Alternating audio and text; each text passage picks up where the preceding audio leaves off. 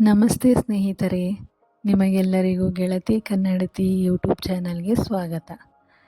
ಇವತ್ತು ನಾವು ನಮ್ಮ ಮನೆಯಲ್ಲಿ ಅರಳಿರುವ ಅಪರೂಪದ ಹೂವಾದ ಬ್ರಹ್ಮಕಮಲದ ವಿಶೇಷತೆ ಏನು ಎಂದು ತಿಳಿದುಕೊಳ್ಳೋಣ ಬನ್ನಿ.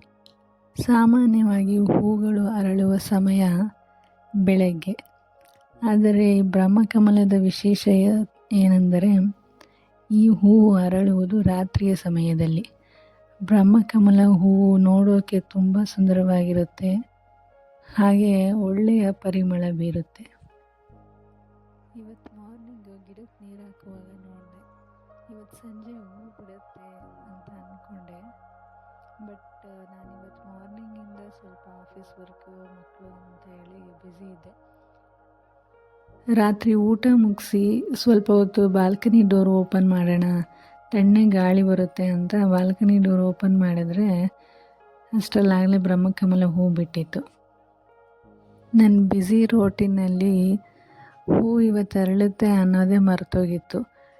ಬಟ್ ಜಸ್ಟ್ ಇಮ್ಯಾಜಿನ್, ರಾತ್ರಿ ಸಮಯ ತಂಗಾಳಿ ಬೀಸ್ತಿರುವಾಗ ನಿಶಬ್ದ ವಾತಾವರಣ, ಬ್ರಹ್ಮಕಮಲ ಹೂವು ನಿಧಾನವಾಗಿ ಅರಳುತ್ತೆ, ಒಳ್ಳೆ ಪರಿಮಳ ಬೀರುತ್ತೆ, ಒಂಥರ ಮನೆಯ ವಾತಾವರಣ ತುಂಬ ಚೆನ್ನಾಗಿರುತ್ತೆ. ಬ್ರಹ್ಮಕಮಲ ಹೂವು ನೋಡೋಕ್ಕೆ ಎಷ್ಟು ಸುಂದರನೋ ಹಾಗೆ ಅದರ ಸಿಹಿಯಾದ ಪರಿಮಳ ಕೂಡ ಚೆನ್ನಾಗಿರುತ್ತೆ. ನಾನಂತೂ ಈ ಹೂ ಅರಳೋ ದೃಶ್ಯ ನೋಡೋಕ್ಕೆ ಕಾಯ್ತಾ ಇರ್ತೀನಿ. ಬಟ್ ಈ ಸರಿ ಅದು ನನಗೆ ಮಿಸ್ ಆಯಿತು.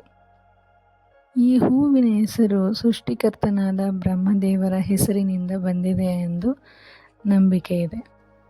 ಬ್ರಹ್ಮಕಮಲ ಹೂ ಬಿಟ್ಟಾಗ ಪೂಜೆ ಮಾಡಬೇಕು ಅಂತ ಹೇಳ್ತಾರೆ. ನಾನು ಕೂಡ ಫಸ್ಟ್ ಟೈಮ್ ಹಾಗೆ ಮಾಡಿದ್ದೆ.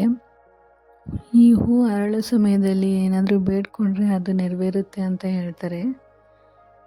ಈ ವಿಡಿಯೋ ನೋಡ್ತಿರೋ ನಿಮಗೆಲ್ರಿಗೂ ಆ ದೇವರ ಆಶೀರ್ವಾದ ಇರಲಿ ಅಂತ ನಾನು ಕೇಳ್ಕೊತೀನಿ.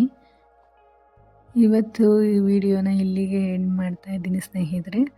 ನಿಮಗೆ ಈ ವಿಡಿಯೋ ಇಷ್ಟವಾದರೆ ಲೈಕ್ ಮಾಡಿ, ಶೇರ್ ಮಾಡಿ ಮತ್ತು ನಮ್ಮ ಚಾನಲ್ಗೆ ಸಬ್ಸ್ಕ್ರೈಬ್ ಆಗಿ. Thank you for your support.